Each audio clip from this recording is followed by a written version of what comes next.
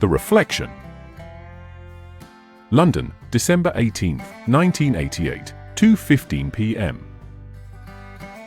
The city looked magical with the fresh layer of snow that had fallen that night. Along with the many lights, Christmas trees, and other decorations, it looked to Mark like he was standing in the middle of a Coca-Cola Christmas commercial. He was now walking past the beautifully decorated windows on Brompton Road. His destination was Harrods, London's most famous department store. He had just landed his first major client for a large IT company, where he had started right after graduating last summer. "If you can land this one, you're set," his boss had said, adding all sorts of career promises. He had succeeded, and Mark hadn't even had to try very hard. There were still 2 days left before he flew back to the Netherlands, and Mark had decided to spend them doing some Christmas shopping for his family. Naturally, these had to reflect his newly acquired status. So London's most famous and exclusive department store seemed an obvious choice. The Harrods windows were a work of art in themselves. Mark couldn't tell how long he'd been gazing at the enormous miniature Christmas village spread out before him, with its cozy little houses and snow-covered trees. Everywhere he looked, he discovered new sights. The ice ring, the little shop selling hot chocolate, and the unmistakable holiday season train with about 10 carriages circling up a mountain. He was startled by the reflection in the window. Behind him, a young woman seemed to look right through him, visibly fascinated by the same display of Christmas decorations. Shoulder-length blonde curls framed a pretty face. She had light eyes and a small birthmark just below the left corner of her mouth. The woolen hat she had pulled slightly forward looked breathtaking, and Mark realized he'd never seen anything so beautiful. Her eyes met his for a moment, and a smile that would make any man gasp curled around her mouth. This could be a good weekend, Mark thought as he turned around. The street was empty. A black taxi zoomed by. The place where she should have been was empty. Not even a set of footprints in the snow witnessed the fact that she had been there. Mark glanced around, but there was no sign of the woman. He turned to the shop window as if expecting to see her again in the reflection. Nothing. Mark looked puzzled and ran a hand through his hair. What's this? Had all that Christmas spirit taken over today, showing him things that weren't there? He shook his head in surprise. She had really been there, hadn't she? Had he turned around too slowly and she run away? Or had she hidden herself somewhere? No, that was nonsense. Mark glanced around again. She had simply never been there. Had he been daydreaming?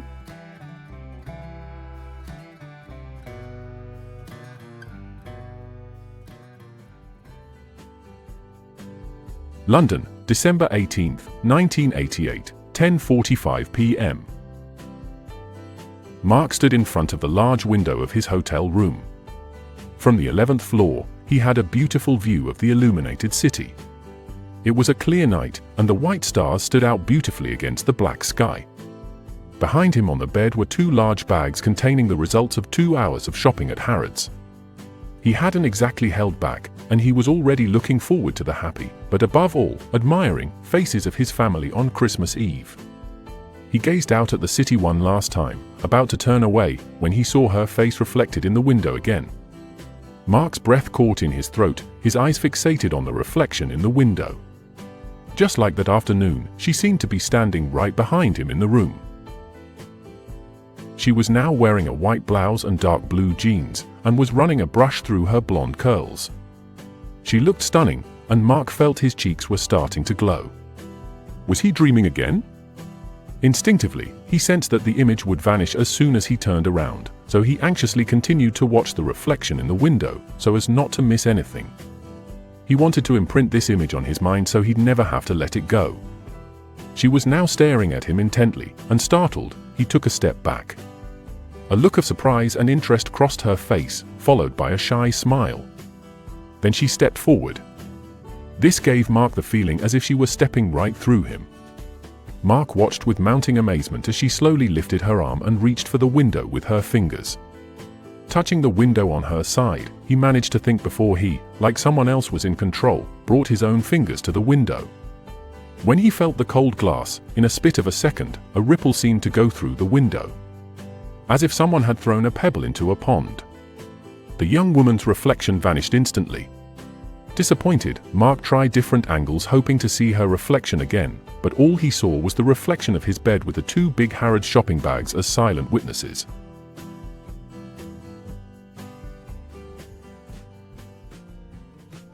Amsterdam, December 20th, 1988, 9:10 a.m.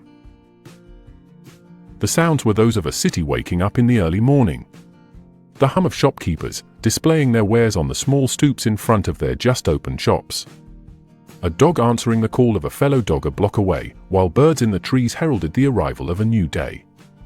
From an open window of one of the canal houses on the still quiet street came the shrill sound of an old telephone and a man's voice calling out, "Yes, I'm coming." Marc closed the window, shivered slightly, and then grabbed the blaring phone hanging on the wall. "Marc Howellingen, who am I speaking to?"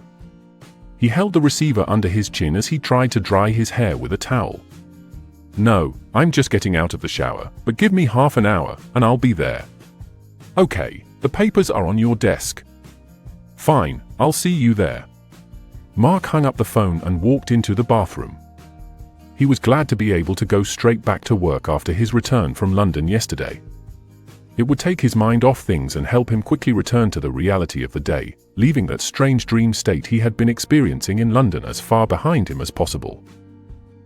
Just to be safe, he made an appointment with his doctor in the afternoon, trusting that he'd give him a good explanation, and probably advise him to go easy on the coffee. He turned on the hot water tap and lathered his face with shaving cream. He had to hurry. Being a little late wasn't an option at this stage of his career. He pulled the skin of his face taut with his left hand and placed the razor just below his temple with his right. With a smooth motion, he drew a path from his ear to his chin and looked up at himself in the mirror. He stared straight into her blue eyes. They're blue.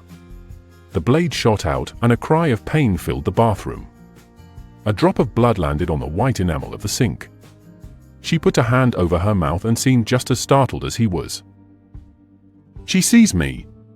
She really sees me." Marc had to grab the sink to keep from collapsing. This can't be happening. This simply doesn't exist. What's going on?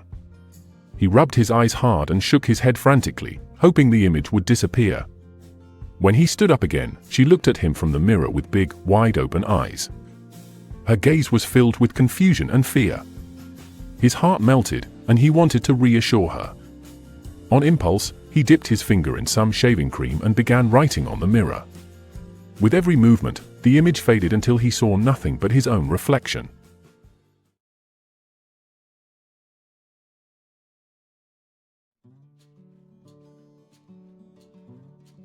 Amsterdam, December 20th, 1988, 4 p.m. So I'm not the only one? Dr. Scouten shook his grey, almost bald head, tapping a pen nervously on a notepad. No, but you are one of the very, very few. The happy few, if I may say so. Marc looked at the GP, still shocked. What he had just heard wasn't at all the reassuring explanation he'd expected from a doctor. Let alone that something as simple as too much coffee or whatever could have been the cause of his delusions. Souls of love? He asked, with a big question mark. The GP made an apologetic gesture with his hand. Well, the Dutch language is a bit behind in this area, but in English, that is what you call it, souls of love. Sounds much better, doesn't it? Marc nodded as he tried to gather all the facts. So she exists and is just as real as you and I, but she's my 100% match when it comes to love. Dr. Scouten nodded slowly. Yes, that is to say, science is 99% certain of that, only, he hesitated for a moment, although some cases like yours are known, a real encounter between the two people has never happened. Well, at least not documented. Marc frowned. And what do you advise me to do now? The older man on the other side of the desk looked at him blankly. How do I get rid of this phenomenon? Marc clarified. You could try looking for her. The doctor seemed to find that idea the most normal thing in the world. Marc stood up from his chair. And where would I begin? As far as I understand, she could be on the other side of the world. You want me to risk my job and career only to travel halfway around the world in search of someone who, as you claim, will be my one true love? Conveniently assuming everything you've said is true. Dr. Scouten glanced out the window. And let's not forget that, as far as we know, such a search has never been successful. Marc now stared at the man before him. So? The doctor slowly rose from his chair. You could also avoid all reflective surfaces for a week. I understand that the images, or whatever we should call them, will then disappear on their own. It has something to do with a certain kind of energy that maintains the bond between you two. This will then slowly diminish until it disappears completely. He shook Marc's hand as a farewell gesture. Perhaps the last option is best for you. No one will blame you. The choice is yours.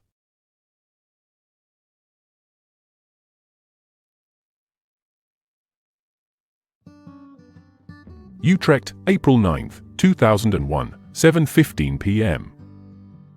The garage door closed quietly behind the BMW X6 as the man entered the house and went into the hallway through the designated side door.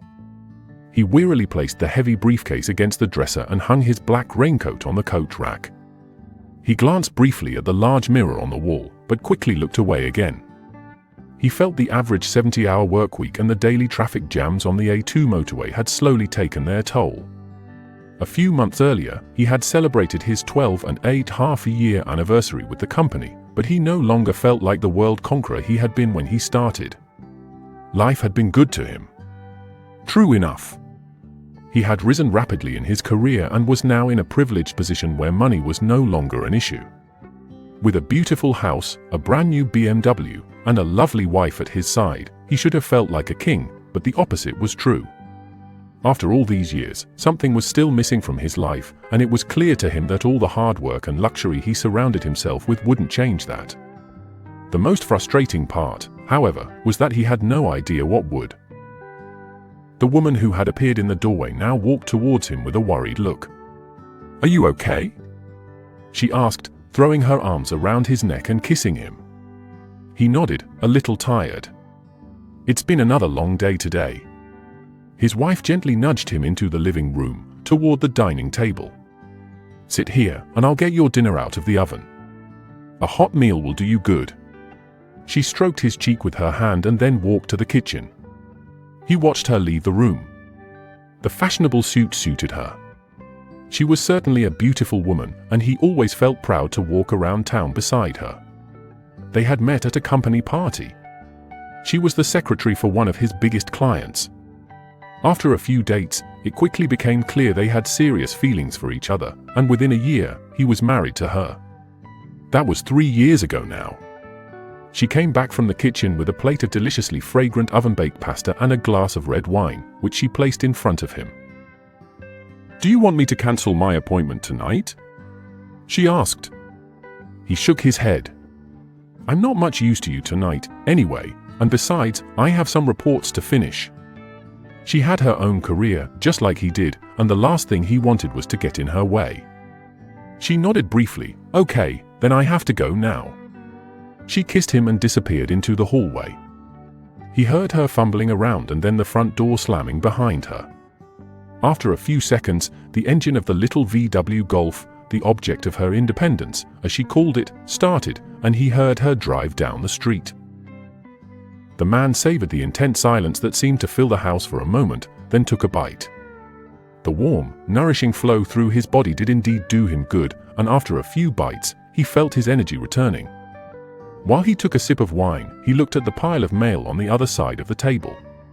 Some advertising flyers, a bank statement, a letter from the insurance company, and a small white envelope. Curiously, he fished the envelope out of the pile. It was addressed to him. On the back was a return address in Amsterdam. With the knife lying next to his plate, he cut open the envelope, and a small beige card fell out. He picked it up, and as he began to read, he felt the ground being pulled out from under his feet. The card slowly fluttered to the floor and remained there like an echo from the past. It contained only a few sentences. "Dear Mr. Van Houwelingen, in the context of a new investigation into the matter of souls of love, I would like to know. Have you found her? Sincerely yours, Drs. J.G. Scouten.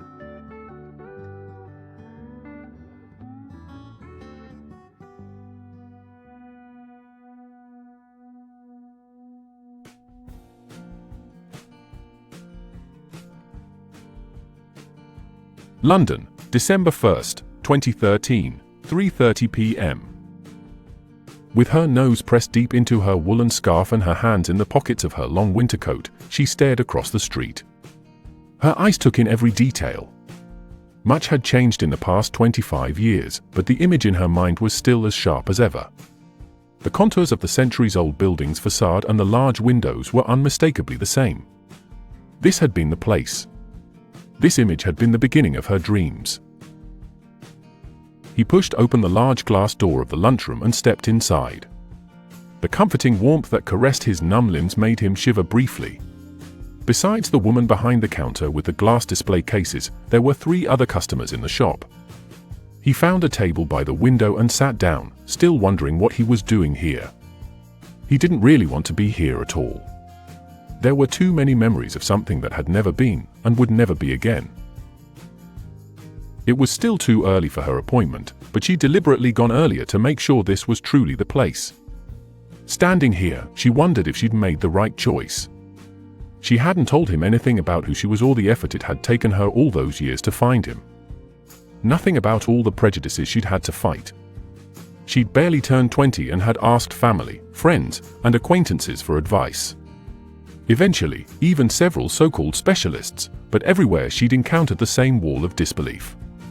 They'd nearly locked her up. That was the moment she'd stopped talking about her dreams. To the outside world, she'd portrayed as the cheerful, strong, and above all, normal young woman, freed from her delusions. In reality, she'd kept searching until she found him. He knew nothing. Only that she had something important to discuss, but to her surprise, he'd agreed. Marc still didn't understand why he'd said yes, or did he? She hadn't introduced herself over the phone, only that it was very important to both of them. He'd thought it was business, and wanted to tell her he wasn't doing that anymore, and that he didn't work at the company anymore anyway. That his life had been in ruin since Dr. Scouten had sent him that card. How his wife had found him in a corner that night. Completely distraught. She tried her best to make sense of the gibberish he'd been spouting. Dragged him along to all sorts of therapy sessions. Hoping to get the man she knew so well back, but he'd locked himself away in his own dark little world. It hadn't even lasted 2 years before the bombshell exploded. He had wanted to pour it all out to the woman on the other end of the line, but then she'd mentioned the location. Brompton Road. The place where all the trouble had begun. He had heard himself say yes in the distance, and now he was here. She hesitated for a moment. Heaved a deep sigh and then pushed the door open. Her eye scanned the tables and then settled on the man sitting slightly hunched over at a table by the window. His gaze was fixed on the cup of coffee in front of him, as if he saw something in it that no one else could. The recognition momentarily unsettled her. His hair was grayer and somewhat thinner. His face was marked by time. His posture seemed broken, and yet she would have recognized him anywhere. This face had haunted her for years. She walked towards him until she was almost standing in front of him. He didn't seem to notice her. She carefully slid into the seat across from him. "I am Anne," she said. Marc shook himself out of the deep hole of confusing thoughts he'd fallen into. He hadn't noticed the woman enter at all, let alone sit down across from him. What had she said? He watched as she tucked a blonde curl behind her ear. Did he know her? "My name is Anne." Marc looked at her blankly. He didn't know any Anne. And had to fight back tears. "That's what you wrote in the mirror. You asked my name." Marc's eyes lit up. He was back in Amsterdam, and with a razor in his hands, he looked in the mirror at a girl with curly blonde hair and blue eyes. Outside, a clock struck the hour.